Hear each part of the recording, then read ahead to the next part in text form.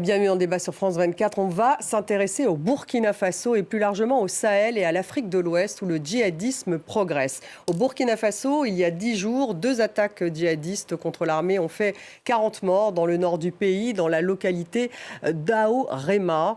Le capitaine Traoré a décrété la mobilisation générale. Le 20 avril dernier, c'est un massacre de civils par des hommes en uniforme militaire, cette fois au nord à Karma qui a eu lieu. Selon le Haut Commissariat des Nations Unies aux droits de l'homme, il y aurait eu au moins 150 civils tués. La population est prise en étau dans une spirale de violence. Au Mali, 10 civils et 3 soldats ont été tués au cours de multiples incidents le 22 avril dernier.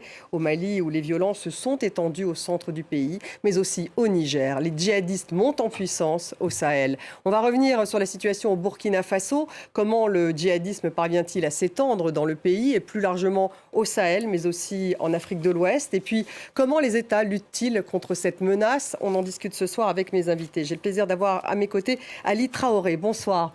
Bonsoir. Vous êtes burkinabé, membre du Balai citoyen, le Balai citoyen donc, qui accompagne la démarche de mobilisation générale au Burkina Faso. Merci d'être avec nous ce soir. En face de vous, Stéphane Ballon. Bonsoir Stéphane. Bonsoir, rédacteur en chef Afrique, France 24. Et puis avec nous, Christophe Boisbouvier. Bonsoir Christophe. On est ravis de vous avoir. Directeur adjoint de RFI, chargé de l'Afrique. Nous avons avec nous par Skype Niagale Bagayoko. Bonsoir, présidente du Centre de recherche African Security Sector Network. Bonsoir à vous. Bonsoir. Et bienvenue dans le débat. Vous pouvez participer à ce débat tout au long de l'émission donc sur le hashtag débat F24 pour poser toutes vos questions. Ali Traoré, je vais démarrer par vous parce qu'on va commencer par ce qui se passe au Burkina Faso. On a besoin d'explications, de comprendre. Il y a 10 jours, il y a eu 2 attaques djihadistes contre l'armée. Il y aura eu 40 morts. Ça se passe au nord du pays, dans la localité d'Ao-Rema. On va voir la carte. Et le 20 avril dernier, c'est un massacre de civils par des hommes dits habillés en tenue militaire. Cette fois, donc, c'est au nord, mais à Karma. Qu'est-ce qui se passe au Burkina ? Merci de me donner l'opportunité de pouvoir donner en tout cas mon point de vue sur ce qui se passe aujourd'hui au Burkina. Je rappelle que vous êtes burkinabé. Donc Effectivement, je suis burkinabé, raison pour laquelle ces événements me touchent, et me touchent profondément dans la chair, parce que ce qui se passe, ce n'est pas le Burkina qu'on connaît, et ce n'est pas ce que nous souhaitons au Burkina Faso. Donc malheureusement, ça se passe, les pauvres populations le subissent, c'est vraiment désolant ce qui se passe. Et donc, ce qui se passe aujourd'hui, ou en tout cas ce qui s'est passé jeudi dernier à Karma, c'est un drame que nous n'arrivons toujours pas à expliquer. Et c'est un drame aussi qui doit être éclairci, puisque, comme vous l'avez dit, il y a des personnes qui avaient des tenues de l'armée, qui sont intervenues dans ces villages et qui ont commis des actes atroces.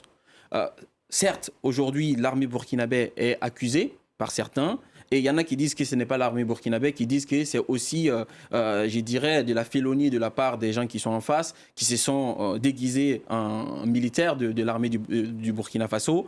Donc, il faut que les choses soient clarifiées. Et comment peut-elle être clarifiée? Mais c'est assez simple.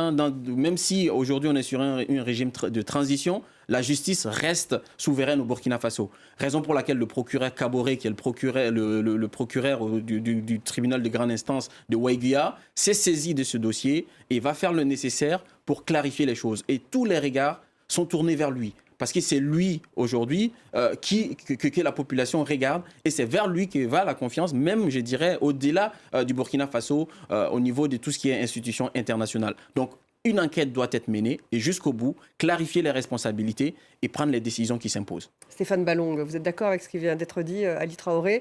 Il y a 2 choses différentes. Il y a donc cette attaque qui nécessite éclaircissement et enquête. Et puis, il y a des attaques de djihadistes, je le disais au début de l'émission, où là, on est quand même à peu près sûr que ce sont des djihadistes. Exactement. En tout cas, ces attaques se sont produites dans des zones d'activité connues comme étant des zones où frappent des djihadistes. Évidemment, il faut une enquête pour mettre tout ça en lumière, parce que ce qui s'est passé, je ne sais pas si vous avez eu l'occasion de voir des images qui ont circulé, c'est effroyable. Et moi, ça me fait penser à ce qui s'est passé à Moura il y a 1 an tout juste, où là aussi des civils ont été massacrés, tués dans des conditions incroyables, avec là aussi une suspicion forte je ne sais même pas si on peut encore parler de suspicion, de l'armée, qu'on soupçonne d'avoir commis ces atrocités-là. Donc ça, c'est à Karma. Ça, c'est à Karma. Alors, à Karma, ça, c'était à Amoura. À Karma, la question se pose d'autant plus qu'une semaine avant ce massacre, il y a eu cette autre attaque à Aurema, justement, pas loin de Karma, où là, ce sont des VDP, essentiellement, on parle de 36, 38. Donc des VDP, des volontaires. Des volontaires pour la défense de la patrie et des militaires, 6 ou 8. En tout, on est sur une quarantaine de personnes tuées qui s'est produit une semaine avant. D'où la question. Aujourd'hui, on dit qu'à Karma, on a vu des hommes qui ont commis ce drame habillés en militaire. Est-ce qu'il s'agit de représailles ? La question se pose et seule une enquête claire permettra de représailles à une attaque djihadiste, en fait. De représailles à une attaque djihadiste, parce qu'on parle d'un village qui a été encerclé. On a lu le témoignage, le communiqué de presse des représentants de ce village-là, qui a été diffusé hier, qui raconte des choses quand même qui font porter de fortes suspicions. En tout cas, la question se pose, est-ce que c'est des représailles ? Et l'enquête est indispensable, c'est très important. Christophe, en tout cas, c'est une spirale de la violence à laquelle on assiste. Ouais. Le Burkina, c'est un pays qui a lutté pour la démocratie. C'est un pays dont le peuple a renversé le dernier dictateur, Blaise Compaoré, en 2014, et qui, pendant 8 ans, de 2014 à 2022, a vraiment été un modèle de démocratie en Afrique de l'Ouest, avec une justice très fière de son indépendance. On l'a vu notamment lors du procès des assassins présumés de Thomas Sankara. Donc le Burkina a cette fierté-là, qui fait qu'aujourd'hui, vous avez encore à Ouaïgouya, qui est une grande ville du nord du Burkina Faso, un procureur qui dit il s'est passé quelque chose de terrible à Karma le 20 avril dernier. Il faut que les gendarmes de Ouaïgouya puissent aller sur le terrain, puissent entendre les rescapés. Il faut qu'on sache ce qui s'est passé. Donc, je crois qu'il faut encore, c'est ce que dit le Haut Commissariat aux droits de l'homme de l'ONU, ce qu'il a dit hier, je crois qu'il faut donner encore une chance à la justice burkinabé, aux magistrats du Burkina Faso qui se battent pour la vérité, parce que malheureusement, tout laisse penser que ce qui s'est passé à Karma a été commis en effet par non seulement des hommes en uniforme, mais sans doute des militaires burkinabés. Et je crois que ce serait à l'honneur des autorités politiques de Ouagadougou de dire, si vraiment ça a été fait par des militaires, il faut que ça se sache et il faut qu'il y ait des sanctions, vraiment à la hauteur de l'horrible, du caractère horrible de ce massacre. Niagalé Bagayoko, vous qui êtes un peu l'experte de sécurité de ce plateau, votre analyse ? Malheureusement, les drames que l'on décrit démontrent que l'analyse selon laquelle seul le terrorisme serait à l'origine de l'insécurité dans la zone sahélienne est totalement erronée. On voit qu'un grand nombre d'acteurs sont impliqués dans les violences et que la réponse militaire n'est pas en mesure de répondre à cette insécurité multidimensionnelle. Il est extrêmement important de se rendre compte, et peut-être que le drame qui vient de se produire à Karma aidera à en prendre conscience, que la chaîne pénale est un acteur absolument fondamental à mobiliser pour répondre à cette insécurité, à ces violences qui touchent avant tout les populations civiles, qui sont victimes, bien sûr, des groupes djihadistes, mais aussi de groupes d'autodéfense ou de certaines unités des forces armées ou encore de groupes criminels. Et sans doute, pour démêler cet écheveau, il faut être en mesure non pas uniquement de neutraliser des terroristes, mais essentiellement de mobiliser des acteurs qui interviennent de manière complémentaire, et bien entendu, la justice et la chaîne pénale sont absolument centraux dans cette réponse d'un autre ordre qui n'a pas été suffisamment mobilisée depuis 10 ans que dure cette crise sahélienne. Ali Traoré, pour rebondir sur ce que vient de dire Niagali, on va regarder la carte justement des djihadistes. Il y a deux mouvances en fait, hein. Une AQMI plus liée à Al-Qaïda, au Burkina Faso, et l'autre plus liée à l'État islamique, hein, qu'on appelle l'EIGS pour cadrer. Donc, et ça serait plus de 40% du territoire qui serait contrôlé par les djihadistes aujourd'hui au Burkina.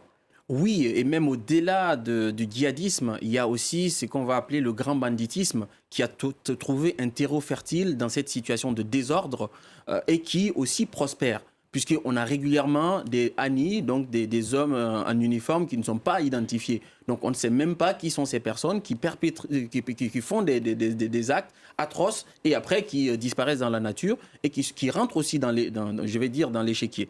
Donc concrètement, effectivement aujourd'hui on ne peut pas dire qu'au Burkina Faso la sécurité règne. La sécurité ne règne pas, c'est très clair. C'est de pire en pire. Est-ce qu'on peut dire que c'est de pire en pire? C'est de pire en pire. Mais ce qu'on note, c'est que les nouvelles autorités du Burkina Faso ont pris les mesures pour, staffer déjà l'armée, parce que le Burkina Faso, ce n'était malheureusement qu'à peine 12 000 soldats.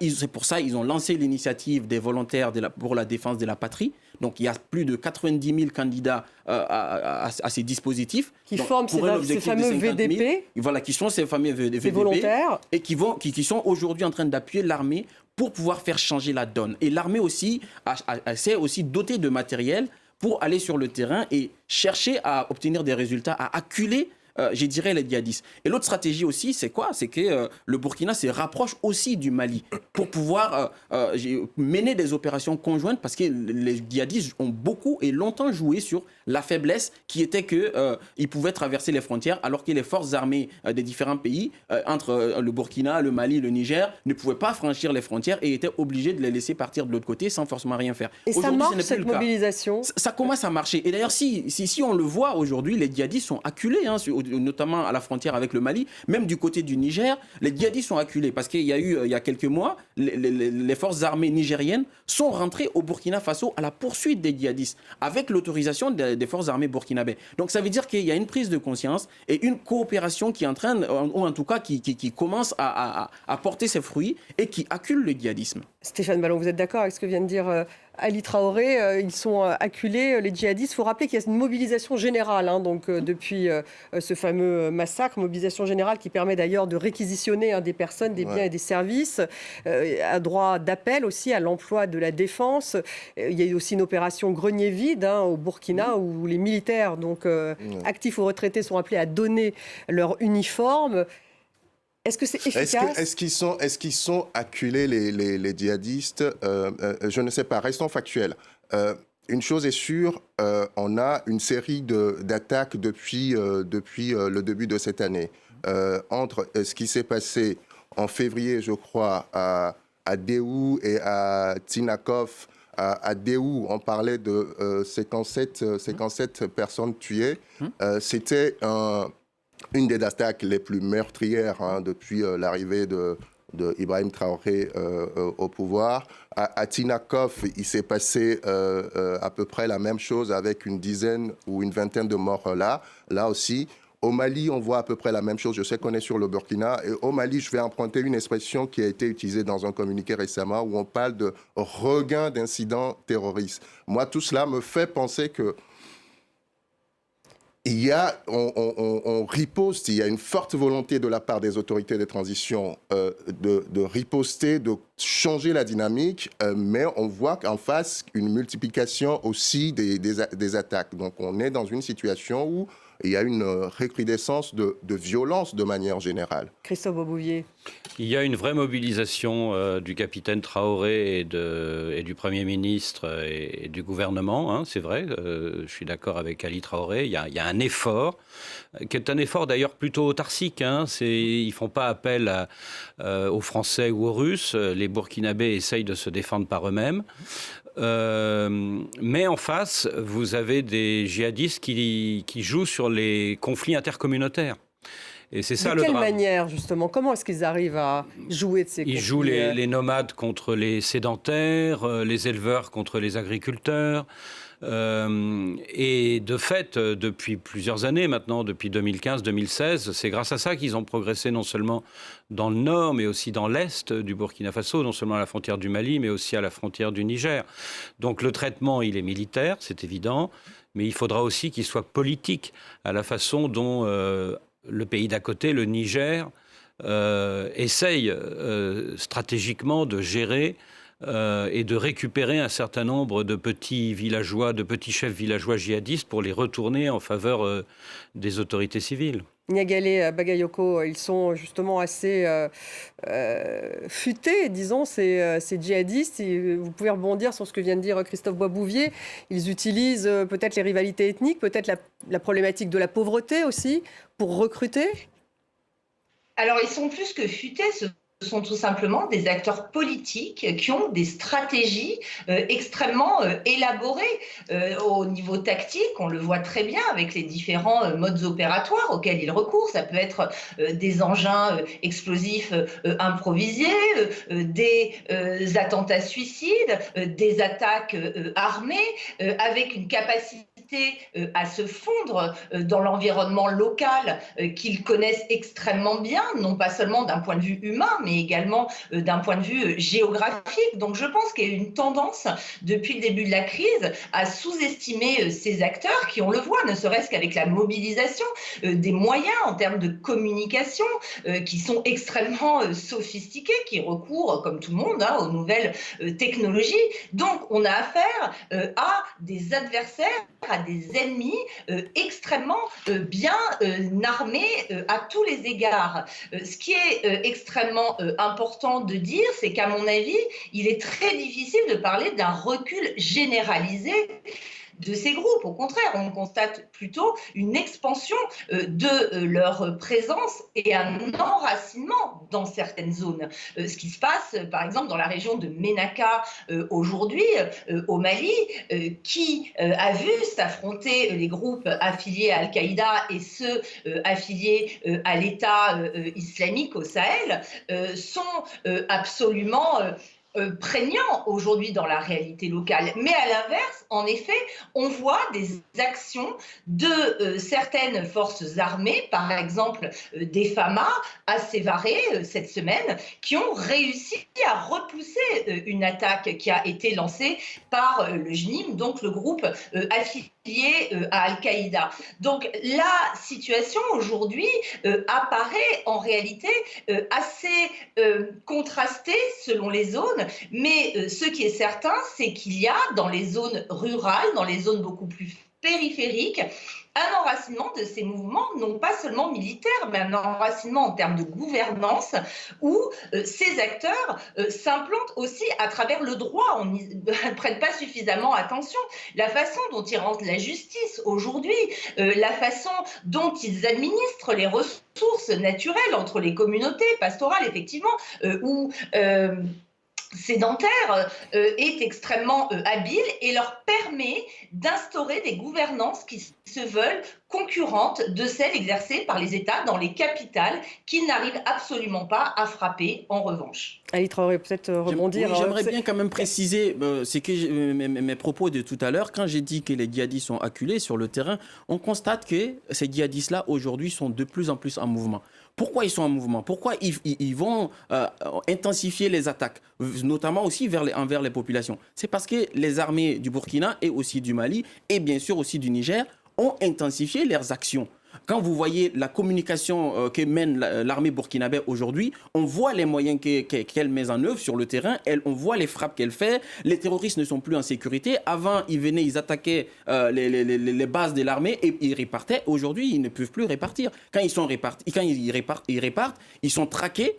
Et derrière, ils subissent beaucoup de pertes. Donc aujourd'hui, les djihadistes sont, on va dire, en train de reculer. Pourquoi? Parce que tout simplement, l'armée est à l'attaque. L'armée n'était pas à l'offensive, elle était à la défensive. Donc vous dites, aujourd'hui, l'armée est à l'offensive. Vous pensez qu'ils reculent au Burkina, en tout bien cas? Sûr. Au Burkina, en tout cas, les terroristes sont en difficulté. L'armée a réussi à ratisser des larges pans du territoire, notamment au niveau de la boucle du Moun, pour libérer tout un tas de villages. L'objectif maintenant, c'est la réinstallation des populations et le retour de l'administration publique et l'administration du territoire dans ces villages. Alors Allez-y, oui, Stéphane. Et il y a effectivement une coopération entre les Maliens d'un côté et les Burkinabés de l'autre. Vous parliez de la boucle de Mohoun, Oui. où a été lancée ce qu'ils ont appelé l'opération Capidougou. Capidougou, oui. Exactement. Qui est la deuxième version actuellement, d'ailleurs. Exactement. Moi, ce à quoi ça me fait penser, c'est... ce que j'observe, c'est qu'on est dans des initiatives bilatérales. D'un côté, entre le Burkina et le Mali, de l'autre, entre le Burkina et le Togo, plus au sud, le Burkina et le Mali, le Burkina et le Niger. Ce qui fait moi j'ai le sentiment qu'on est finalement dans des actions un peu éparpillées. Peut-être qu'on gagnerait davantage en efficacité si tout cela était coordonné à un niveau régional. On est quand même dans une région où on parle de la CEDEAO, on parle de l'UEMOA, on parle de communauté, on parle de solidarité, on est dans cette région-là. Et moi, je vois ce n'est pas effectif. En tout cas, pas dans ce domaine. Je ne l'observe pas dans ce domaine. Il y a une question d'un internaute, justement, qui rejoint vos propos. Quels sont les apports concrets de l'ONU, de la CEDEAO et de la CEMAC pour mettre fin au djihadisme ? Christophe, vous peut-être répondre ? C'est pour rebondir sur ce que vous venez de dire. Il y a eu... plus de coopération ? Il y a eu, avant l'arrivée des militaires au pouvoir au Mali et au Burkina, il y a eu une tentative, pour rebondir sur ce que vient de dire Stéphane, une tentative justement de réunion de toutes les forces de 5 pays. C'était le fameux G5 Sahel. Mais il faut bien dire les choses, ça n'a jamais marché. Et pourquoi ça n'a pas marché Pourquoi ça n'a pas marché ? On a beaucoup parlé du G5 Sahel. Oui, c'est vrai que ça n'a pas marché. Les fameuses patrouilles mixtes, on n'en a jamais vraiment vu les résultats. Ça n'a pas marché sans doute à cause de la méfiance instinctive qui reste entre chacune des 5 armées de ces 5 pays du Sahel. Il faudrait inventer quelque chose de nouveau. Peut-être parce qu'aucune armée ne veut abandonner une part de sa souveraineté au niveau de son état-major, au niveau de sa chaîne de commandement entre l'état-major et la troupe. Il faudrait peut-être inventer quelque chose de nouveau qui serait peut-être une armée de la CEDEAO, une armée commune aux 15 pays de la CEDEAO ou une armée commune à quelques-uns des 4, 5, 6 pays du Sahel directement concernés. Pour l'instant, en effet, ce n'est qu'un vœu pieux. Niagalé, Bagayoko ? Alors, en effet, ce à quoi on assiste aujourd'hui, c'est un retour du bilatéralisme parce qu'il y a très clairement un échec de toutes les tentatives d'action dans des cadres multilatéraux ou multinationaux, que ce soit à l'échelle de l'espace sahélien. Donc, en effet, comme le disait Christophe Boisbouvier, il y a cet échec du G5 Sahel, mais il y a bien entendu cet échec de la CEDEAO qui, je le rappelle, dispose d'une force africaine en attente qui a été mobilisée avec succès sur d'autres théâtres, que ce soit la Guinée-Bissau, la Gambie ou à l'époque, ça remonte à un certain temps, mais au Libéria, en Sierra Leone, en Côte d'Ivoire. Mais cela se faisait à une époque où il y avait un leadership régional, une capacité d'un État membre à prendre la direction, à être pilote dans les interventions militaires. On a très bien vu que la CEDEAO n'a jamais été en mesure de mobiliser notamment les effectifs du Nigeria au sein de l'espace sahélien central. C'est une autre solution qui a été trouvée, beaucoup plus régionale, donc la force multinationale mixte, pour lutter contre les groupes djihadistes du côté du lac Tchad. Mais aujourd'hui, on se retrouve finalement dans le scénario de 2012 où il y a eu des pourparlers, notamment au niveau des Nations Unies, au niveau de l'Union africaine, pour mobiliser cette CEDEAO qui, malgré les annonces qu'elle a faites en début d'année, qui affirmait qu'elle allait mettre sur pied une nouvelle force d'intervention, non seulement contre le djihadisme, mais aussi contre les coups d'État, n'a toujours pas été en mesure de mettre en œuvre une solution.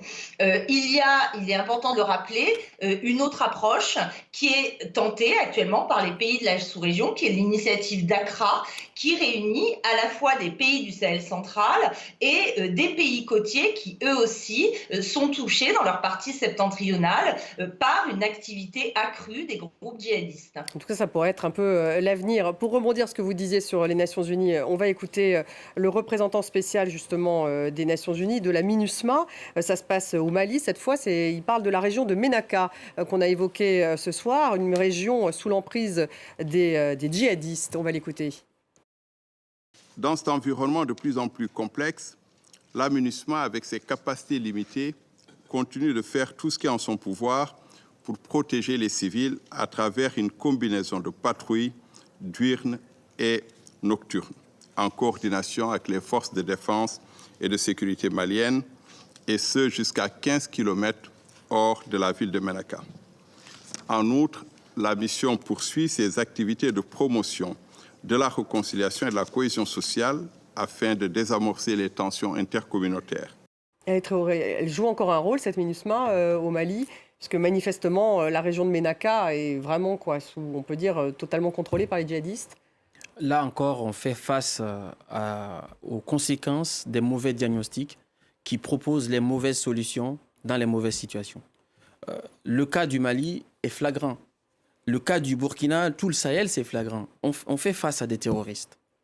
On parle de négociations, on parle de forces d'interposition, on parle de forces de protection des civils sur des champs, je dirais, où on parle de guerre civile, où c'est une partie de la population qui a pris les armes contre une autre partie. Là, oui, on est d'accord. Mais quand il s'agit d'une dynamique djihadiste qui n'a même pas commencé en Afrique de l'Ouest, qui a commencé au Moyen-Orient, qui s'est étendue, qui a gangréné la Libye et qui s'est étendue sur tout le Sahel, la réponse ne peut pas être la MINUSMA. La MINUSMA doit être une force d'action sur le terrain. C'est ce qui manque. La MINUSMA peut rester au Mali autant d'années qu'on veut, mais ça ne va rien changer. On a vu Mossoul, en Irak, quand il a s'agi d'aller chercher l'État islamique, d'aller déraciner l'État islamique, ça a fonctionné. Si ça a fonctionné, c'est la même chose. Pour moi, c'est la même recette qu'on doit appliquer en Afrique de l'Ouest. La communauté internationale doit se mobiliser avec les armées de ces pays, vraiment, de façon sincère, mettre les moyens à disposition de ces armées-là, parce que ces armées veulent défendre leur pays, les accompagner en renseignement, les accompagner en stratégie, en matériel, et aller déloger les djihadistes partout dans le Sahel. Et quel pays de la communauté internationale ? Justement, quel pays de la communauté internationale ? Moi, je pense d'abord aux États-Unis. C'est la première des choses. Je pense aussi à la France, parce que ces États aussi regardent vers les États-Unis et la France et disent « Regardez l'intervention que vous avez faite en Libye, c'est la conséquence de c'est ça la cause racine de ce qui se passe chez nous. » Ça, c'est une chose. Mais il n'y a pas que la France et les États-Unis. Toute la communauté internationale peut se mobiliser parce qu'on est tous concernés par cette histoire de djihadisme. Si le djihadisme arrive à s'installer au Sahel, comme il l'a fait, comme les talibans ont pu s'installer, parce que les talibans sont devenus la référence. Si les djihadistes arrivent à s'installer au Sahel, comme c'est le cas aujourd'hui des talibans en Afghanistan, avec un État structuré qui lève l'impôt et qui est capable de rester dans la durée, je peux vous dire que c'est le monde entier qui est en danger. Parce que le Sahel est beaucoup plus large, beaucoup plus riche que toutes les zones où les djihadistes ont pu s'installer. Et demain, ce sera une question de sécurité internationale. Stéphane, vous pouvez rebondir. C'est au moment où la France a quitté Barkhane, a quitté le Mali. C'est ça qui est dommage. C'est ça qui est dommage dans tout ça. C'est parce qu'il y a eu des incompréhensions entre la France et ses États. Et aussi, ces États n'ont pas vu arriver des résultats depuis le temps que la France intervient. Imaginez-vous, ça fait 10 ans que la France est restée au Mali. Est-ce que réellement la situation a changé ? Vous-même, vous disiez, au Mali, la situation n'a pas forcément changé fondamentalement. Donc, ça veut dire qu'il y a quelque chose qui n'a pas marché. Il faut faire ce diagnostic et accepter de changer la recette pour que vraiment on apporte la vraie solution qui est une thérapie de choc contre les djihadistes. Mais la communauté internationale a un rôle à jouer, c'est ce que vous dites. Bien sûr. Stéphane. Il y a plusieurs choses dans ce que vient de dire monsieur Traoré. Il y a la question du mandat même de la MINUSMA, qui est toujours au Mali, parce qu'il était question qu'elle ne le soit plus d'ailleurs. Qui est une force d'interposition, je crois, qui n'a pas mandat à agir elle a mandat à riposter éventuellement, d'après ce que me disent quelques militaires faisant partie de la MINUSMA qui m'ont parlé. Mais en fait, globalement, je pense qu'il faut partir d'un principe fondamental. On parle d'un sujet qui touche à la souveraineté même des pays. On le disait tantôt en parlant de la CEDEAO, en parlant du Mali et du Burkina Faso. Christophe l'a souligné à juste titre que les États le Burkina Faso et le Mali, sont en train de se rééquiper sur leurs propres moyens. J'ai entendu le ministre des Affaires étrangères malien dire au moment où on le questionnait sur la fourniture des armes par la Russie, dire et insister là-dessus que le Mali s'équipait sur son propre budget.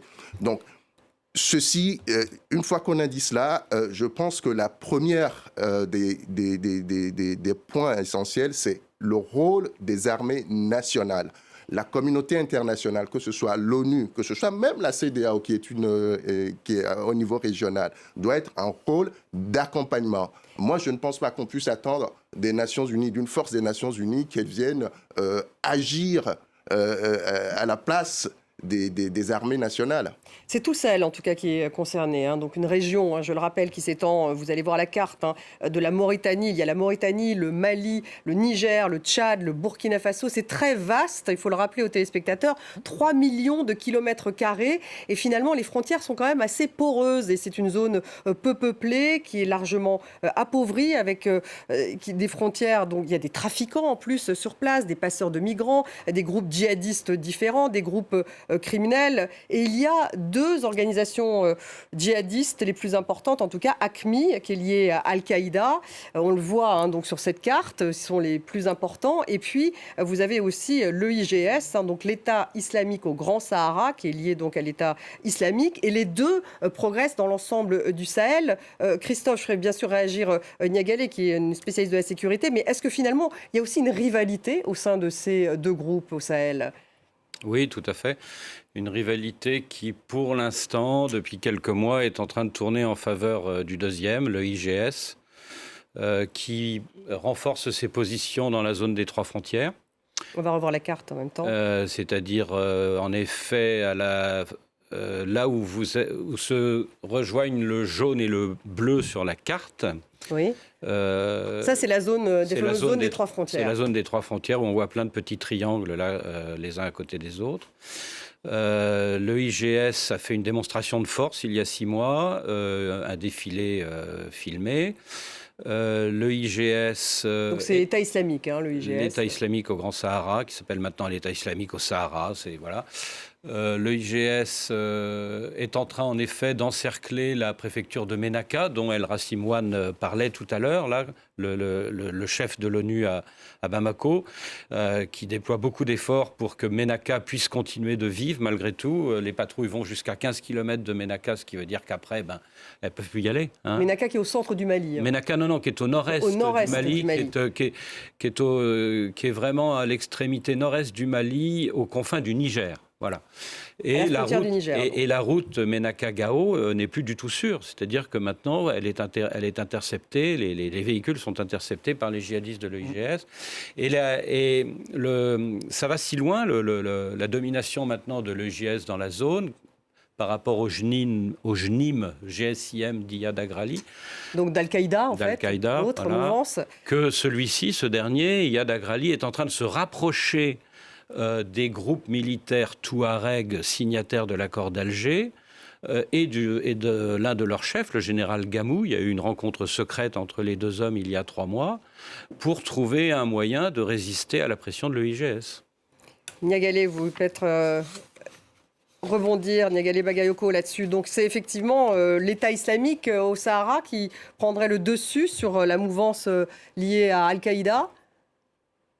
Alors les derniers événements qui se sont produits récemment se sont faits effectivement en faveur de l'État islamique au Sahel, mais dans d'autres zones, il y a à mon avis un ancrage beaucoup plus profond des groupes affiliés à Al-Qaïda, dans la mesure où il y a différents types d'espaces. On oublie l'influence notamment de la Katiba du Massina, qui fait partie de ces groupes affiliés à Al-Qaïda, donc du JNIM, qui est très présente dans le centre du Mali et qui exerce un vrai magistère sur de nombreuses zones. Donc ça, c'est un élément extrêmement important à prendre en considération. D'autre part, comme cela vient d'être souligné, je pense qu'une immense difficulté dans la lutte contre le djihadisme est que ce phénomène est soit parallèle, soit complémentaire d'autres dynamiques conflictuelles. Et on voit aujourd'hui une tension qui redevient extrêmement forte entre les autorités de Bamako, les groupes du nord du pays qui, au début de la décennie 2000, avaient des revendications indépendantistes qui ne sont plus qu'autonomistes aujourd'hui, mais on a vu effectivement ces deux visions du Mali s'affronter et il n'est pas exclu par certains qu'il puisse y avoir une alliance entre certains groupes indépendantistes ou autonomistes du nord du Mali avec certaines factions d'Al-Qaïda. Et on voit là très bien qu'on revient quelque part au scénario de 2012 où c'est ce type d'alliance qui a permis une offensive, notamment dans le nord du Mali. Ali Traoré, est-ce qu'il y a aussi une menace, on va revoir la carte parce qu'on voit ces frontières poreuses, une menace au nord du Bénin, on dit des djihadistes. Le Niger aussi est-il de plus en plus menacé ? De toutes les façons, le Niger, c'est l'un des tout premiers pays à avoir été touché par le terrorisme au niveau du Sahel. Bien sûr, la pression, elle descend vers tous les pays du golfe du Guinée. On a vu, la première attaque a eu lieu il y a quelques années en Côte d'Ivoire, directement sur la côte, à Grand Bassam. Donc, les djihadistes ont pour ambition de vraiment gangréner toute l'Afrique de l'Ouest, voire plus. On l'a vu, ce qui s'est passé en Irak, quand l'État islamique a eu les moyens, il s'est taillé une belle part de territoire et s'est installé. C'est ça l'ambition de l'État islamique, qui est souvent d'ailleurs un peu différente de Al-Qaïda qu'on a aussi au Maghreb. Donc concrètement, oui, les pays du Golfe de Guinée aujourd'hui sont touchés. On a vu, c'est la raison pour laquelle le président Kagame a été invité par Patrice Talon au Bénin pour avoir son appui. Donc on voit qu'il il s'est appuyé sur la France, il a demandé de l'aide à la France. Pareil pour le Togo qui a mobilisé son armée, qui a envoyé pas mal de soldats au nord à la frontière avec le Burkina Faso. Donc tous ces pays sont touchés. Même le Ghana est touché. Même le Ghana est touché. Et la France donc pourrait se replier justement au Niger. Stéphane Ballon, c'est ça qui va se passer. Est-ce que le Niger est suffisamment solide pour faire face à cette menace ? Solide, ce qu'on voit jusqu'ici, on a tendance à le dire, même s'il y a eu une attaque récemment. Je crois que la dernière remonte à février, quand les détachements de l'opération, j'ai oublié le nom, Al-Maou a été justement attaqué quelque part dans la région de Tillabéri.